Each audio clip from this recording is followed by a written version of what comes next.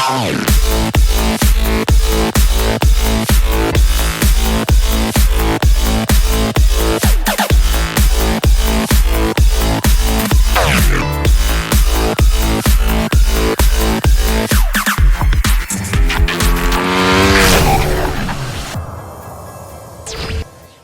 to Bike World. From sports bikes to adventure bikes and everything in between, we bring you all the latest action from the world of two wheels. My name's John Hogan. I'm one of the presenting team here at Bike World. I've been a full-time motorcycle journalist for the last 15 years. It's my job on the show to do all of the new bike press launches. I do the features, interviews, pretty much have a hand in everything that's going on. It's not just me though. Part of the presenting team involves Dan. Dan's been a full-time mechanic for 20 years. This is his workshop. He's our trusted hands when it comes to all of the technical and detailed features that you should be doing in a workshop. And I'm Chris Northover, and I live here in Wales, and you can catch me doing nonsense like this.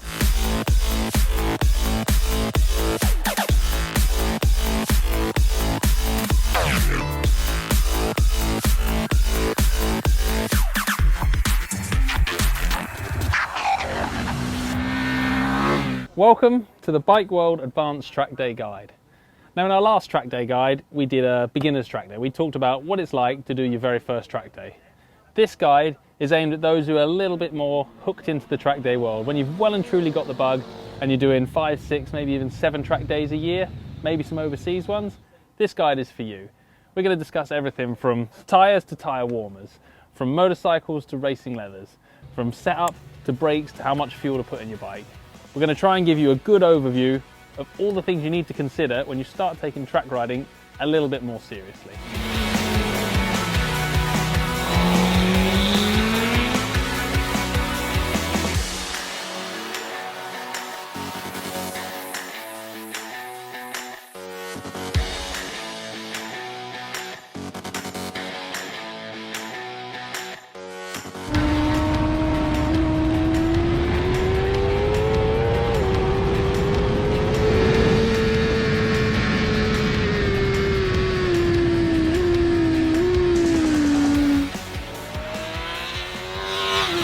So for this guide, we've brought along a Suzuki GSXR 1000, we've fitted it with Michelin tyres, and we've come to the beautiful Castle Combe circuit. Now Castle Combe is a proper grassroots local racetrack, but what we talk about in this guide applies to every single track, whether it's a track like this, whether it's Silverstone Grand Prix circuit, or an international circuit like Cartagena. So why the GSXR? Well, I bloody love riding them. That's as good an excuse as any. The thing to remember with track days, there are no lap times, there is no trophy, there is no world championship for being the fastest guy on the track day. If you want that stuff, go racing. Go club racing, go to BSB, that's where racing belongs. Now for sure, riding on a track day is about going as fast as you can and as fast as you want, but the underlying point of a track day is to have fun on your bike. And so it doesn't matter whether you've got the absolute latest Fandango V4 with all the electronics, it doesn't matter whether you've got a 30-year-old 2-stroke RGV. What matters is it's a bike that you love riding, and that is the GSXR for me. Whether it's the K1 right through to the latest generation, they've not always been the absolute fastest bike on track, but they're always a bike that I really enjoy riding on track, and they make me smile when I'm pushing them as hard as I can. So for my money, the GSXR 1000 is a fantastic track day bike. No, it's not the quickest. Yes, it is the most fun. Now I've picked on the GSXR there a bit. I've made it sound like it's not the absolute cutting edge of sports bike technology. It absolutely is, but in such a hard fought class, it is maybe a fraction behind the very latest offerings in the 1000cc superbike class. That said, we're still talking 202 horsepower on a bike that weighs 202 kilos. We're still talking proper traction control, big piston forks, Brembo brakes, all the kit you need to go fast on track, maybe just not that last 0.1% of performance. But let's be absolutely honest here. How many of us are going to use that minuscule percentage at the very top end of a bike performance? What matters more is how it feels to ride and how enjoyable it is to ride. And I think for that, the GSXR is bang on the money. Okay, so let's talk chassis. Oh, it's got very, very good suspension. The forks are blue. How can they not be good if they're blue? Now, in all seriousness, the forks are a Showa big piston fork with the remote cartridge on the back. Showa might not have the kind of bling of Öhlins, but let's not forget Showa are a absolutely world-class suspension manufacturer, even if they have to paint their forks blue to make us excited about them. The shock again is a top spec Showa unit. No electronic fanciness on it. In my mind, that helps to keep the weight down. And certainly for a track bike, I wouldn't be so concerned about having electronically adjustable suspension. For me, electronically adjustable suspension and dynamic suspension is fantastic on the road where you're dealing with a huge range of conditions. On a track, when you're in a more specific environment, just sticking with regular forks and regular adjustment is actually more than enough for everyone but the fastest MotoGP racers, and those guys aren't even allowed to use it. Now, brakes. Brembo brakes on the front with the new style of disc. If you're keen-eyed, you'll notice they've got a different disc on them with a eyelet and a T-lock on it. It's a special type of floating disc that is stiffer and lighter. Looks fancy as well. And the back, it has a back brake. It definitely has a back brake. I'm sure it's great for catching wheelies, but we won't worry about that on track. Now, elsewhere on the bike, the important things you need to know. It's got a proper traction control and ABS system. So we're not talking a safety-orientated system that kicks you off the brakes and doesn't let you come out of corners fast. This is a proper performance traction control system, so you can get on the gas hard, you can dial the intervention up and down and get the bike to do what you want it to do, but always with that safety net that if you overstep the mark, the bike's going to save you. You've also got a nice quick shifter on there, proper up and down quick shifter. Again, not an essential part of riding the bike on track, but something that definitely in recent years we've all got used to if you're riding modern bikes, and it's something that just makes riding on track fast, a little bit easier, a little bit smoother, and a little bit nicer. Now the engine itself is unmistakably a GSXR 1000, which sounds like a cheap recycled cliche that everyone says, but if you've ridden any of the GSXRs, particularly the 1000s, you'll recognise the engine the first time you get on this bike. The noise, the way it makes the power, everyone talks about that Suzuki howl, it's got that.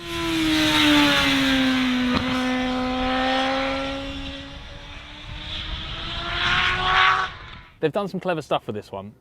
Obviously 202 horsepower is a big step from previous models. This engine uses a really neat variable valve timing system. It actually uses a little centrifugal system that adjusts the valve timing at higher RPM. That makes it very light and a really clean top end, so the motor's super compact. And that is how they managed to get a bike that pulls hard out of the corners from mid-range, but then can scream up to that 202 horsepower top end power. As you can see, this GSXR 1000 is a road bike. The honest reason for that? It's really easy for us to phone up Suzuki and get a completely stock road bike. For an actual track bike, if it's your money and you're going out, spending time, doing track days and getting serious about it, there's actually nothing wrong with using a totally stock road bike. Even if you're riding regular track days in the fast group, it's still fine to ride the bike to the circuit on sports road tyres, do your track day and go home. As you get more serious about track days, and maybe if you want a little bit of a safety factor if you drop the bike or if the bike breaks on the day, that's when you can look into modifying the bike and making it more specific for track only use. At that point, we're going to look at fairings, taking the mirrors off, taking the pillion footrests off, different rear sets, different exhausts. The list is endless of the mods you can do to make your bike particularly suited for track days, but don't fall into the trap of thinking you can't use a stock road bike, because you absolutely can.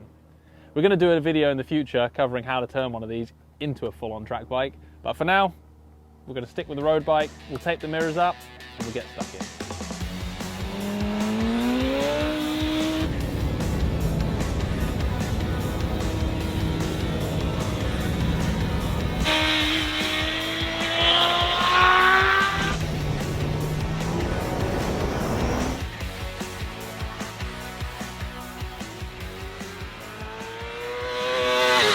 One of the absolutely most critical things to think about on track days is tyres. Now, tired old adage, but they are the thing that connects your bike to the ground. And I would rather ride a 15-year-old bike on really good tyres than a brand new bike on shit tyres, because the tyres are the bit that gives you the experience. A good set of tyres will give you tons of grip, they'll warm up quickly, and they'll give you good feel when you're trying to push to go as fast as you want to go. We've got a few different options here. Michelin have sorted us out for the day. There are other tyre brands out there. I'm a big fan of Michelin's. I used to race on them back in the day. I've turned this into a story about me racing. That almost happened. I almost started talking about when I used to be a racer. I'm not going to do that. I used to ride on Michelin's when I rode on track a lot, and I really liked them. They're a fantastic tyre.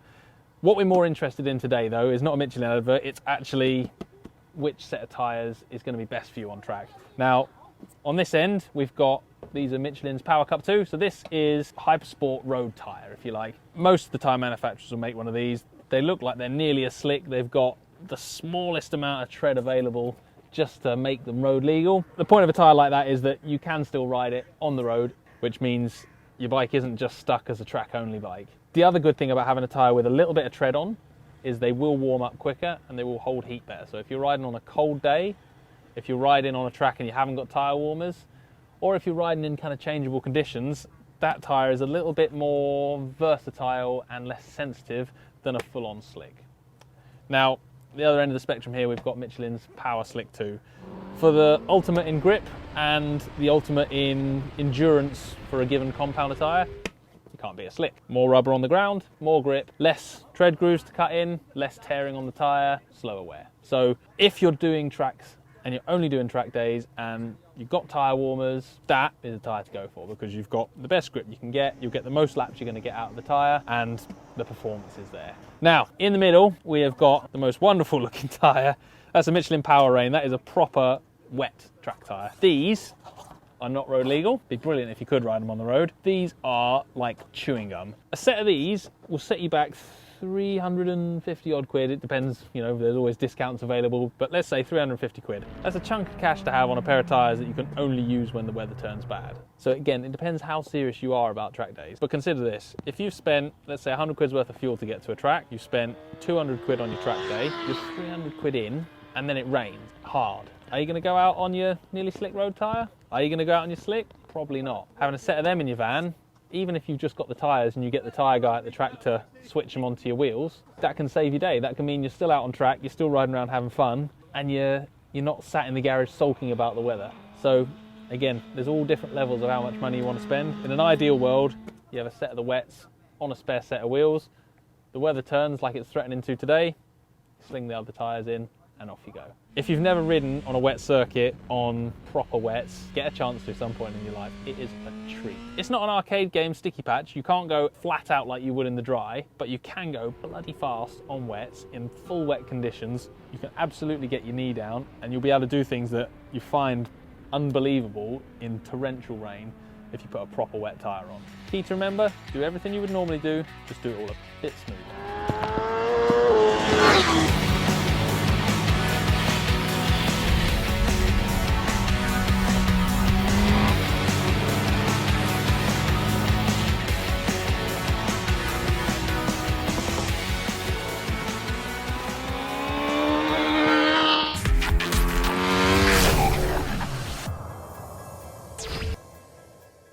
Look, by the magic of television, we're back at Castle Combe and it is now not pouring with rain. There are no longer massive puddles all over the straights. We've got the slicks on the GSX-R and we're ready to get out and get stuck into some proper fast track action. So outside of mechanical preparation on your bike, you can do a few mods to improve its performance on track. Absolutely, first call is tyres. Good tyres make a bike. Slicks last longer, give you more grip. Great success. That presents its own problems. Slicks, more grip, more cornering force, suspension's got a harder life. So the minute you switch to slicks, you're going to start looking at changes to your suspension, maybe even stiffer springs depending on your speed, your weight and your riding style. So tyres come with the added benefit of more grip. Follow that up with a bit of work on your suspension. Speak to the experts, speak to someone who knows how to set bikes up for a track day. Get your bike tuned to suit your weight and your riding style. Now at this point, I'd love to talk about performance modifications. I'd love to say fit turbos and massive go faster bits to your bike. But this is a standard GSX-R 1000. It has 204 horsepower. I don't think we need 204 horsepower. It's awesome to have, but these days with modern litre sports bikes, they don't need any more power. So concentrate your modifications on suspension, tyres, and I have to say brakes. Now brakes are exactly like tyres. Your road bike comes with very, very good brakes that work really well on the road and are capable of doing some track work. But for a brake to work well on the road, it has to work when it's cold, it has to give constant lever performance, and it has to not wear out in 3 seconds flat. If you're doing track days and starting to push your speed a little, improving the brakes on your bike will pay dividends. We've actually been working with EBC today, testing all of their range of compounder pads, and it's been really interesting to go from a stock road bike pad through their Double H sintered to their EPFA, which is like a fast road track day pad, and then their GPFA, which is the fancy pants, fantastic race pad.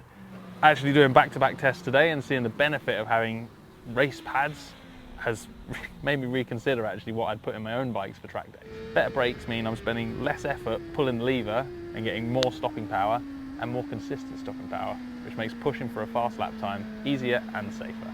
At a track day, particularly if you're being a bit more serious, particularly if you're doing a few more a year, there are a few little absolute gems that are perfect to bring with you and will make your day easier, smoother, and probably more enjoyable. Number one is one of these things. Vans are great. There are a few things that you can use a van to bring with you. One, fuel, aka paddock chair, but you can bring a tin of fuel. A litre bike like this on a full track day will drink fuel like it's going out of fashion, particularly when you start riding them really hard. So you can bring a couple of jerry cans full of fuel, don't have to worry about that throughout the day. Next up, generator.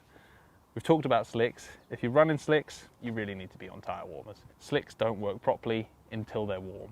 Having no tread blocks means slicks don't warm up very easily just by riding them. They will, but it takes a few laps. Do yourself a favour, get yourself a little suitcase generator, a set of tyre warmers, set of paddock stands to put the bike on, and you can keep those tyres warm, which means from lap one, you can be out there enjoying it, not worrying about whether your tyres are still cold or not. Next thing to bring is your old faithful toolkit. This is my toolkit that I've had for nearly a decade. It's been all around the world with me. It is absolutely battered, but it's got everything I know I need for a track day. There are a few must-haves. Cable ties and duct tape. You're not a mechanic if you don't have cable ties and duct tape with you. Tyre pressure gauge. Tyre pressures matter on the road. They matter even more on the track. So a good, accurate tyre pressure gauge so you can keep an eye on those pressures, particularly when the tyres are up to temperature, so when they're hot from the warmers. Checking those pressures is going to get the best performance and life out of your tyres. The things to pay attention to are front wheel spindle, rear wheel spindle. They're usually big sockets and usually outside of the range of what comes in a normal universal kit. So pop those bits in as an add-on, remember your cable ties and duct tape, and you'll look like a pro mechanic in the paddock. Okay, so you've done a few track days now, the pace is improving, you're looking to step up to the fast group. Exactly as on your first track day, there was some track etiquette to learn, some basic rules of the road. Same thing applies when you're stepping up to the fast group. And number one of them is don't get distracted by racers. Track days are often used as testing sessions for racers. They could be local club races, they could be British Superbike racers. You've no idea from the look on their leathers. So don't get sucked in to chasing a race around and pushing yourself way out of your comfort zone too fast. There's nothing wrong with using a slightly faster rider as a target to help you improve your lap time, but if someone's come howling past you from out of nowhere, you're not going to hang on to the back of them. Don't crash trying. Secondly, if you're stepping up to the fast group, don't be intimidated. A lot of riders in the fast group, just like you coming up from the intermediates, they've been there. They can remember that time when they stepped up and how nerve-wracking it can seem going out in a grid full of bikes that look faster than you. And another thing to add to that, remember that when you're the fast guy in the group. When you're the fastest guy on a track day, you don't need to prove it. Enjoy your riding and give the slower riders plenty of room and be nice to them. They're probably absolutely terrified when you come past an inch under their elbow, so give them a ton of space. If you're faster, you'll be able to pass them safely.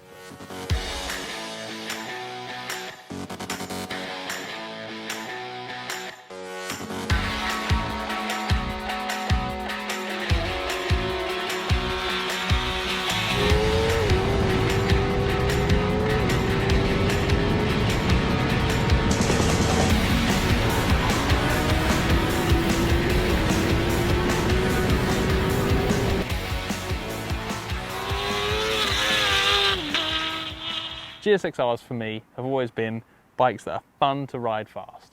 They're not snappy, they're not twitchy, they never feel like they're going to kill you, they never punish you for mistakes. They're bikes that you can ride really, really fast, are really fun to ride fast, and forgiving when you overstep the mark.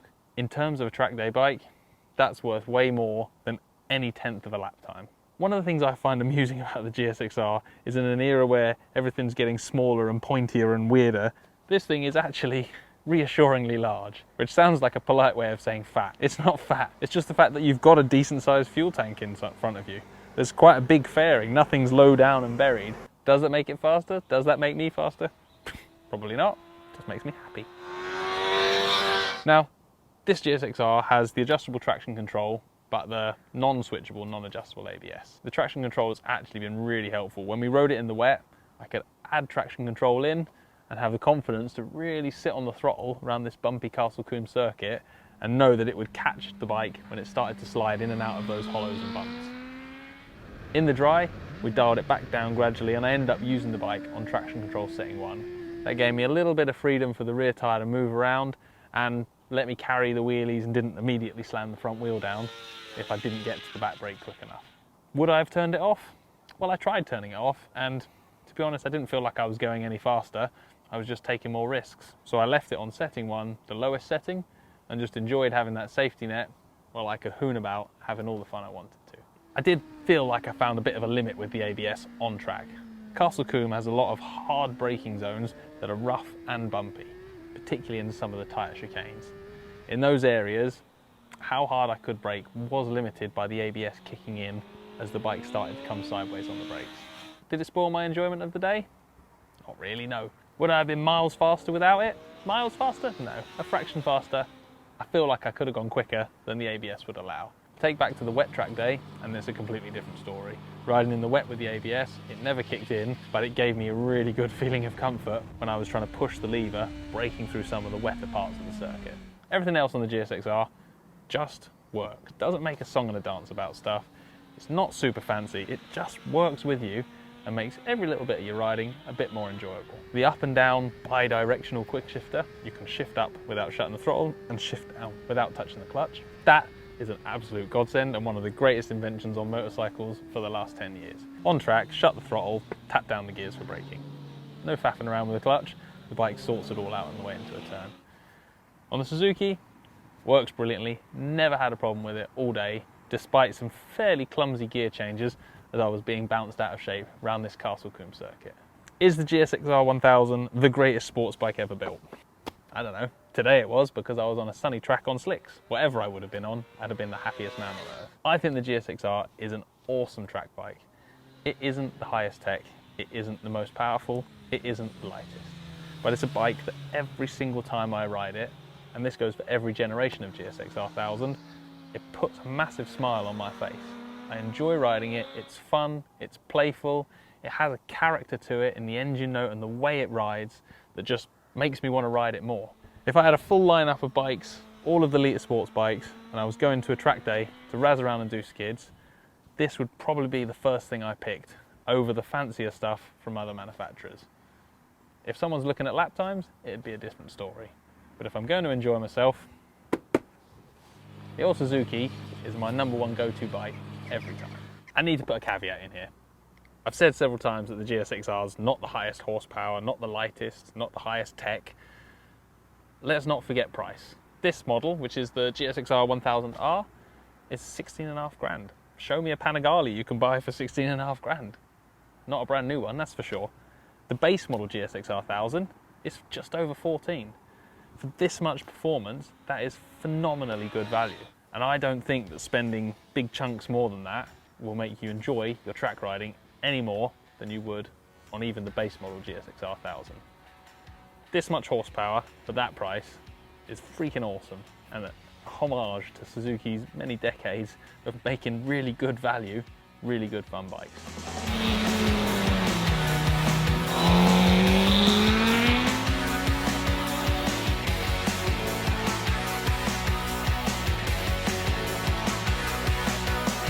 So that concludes our guide for Advanced Group Motorcycle Track Days.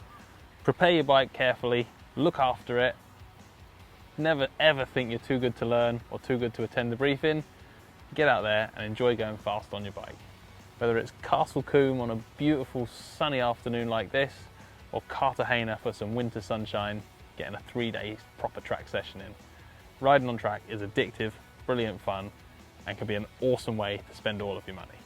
Hey, you can't take it with you.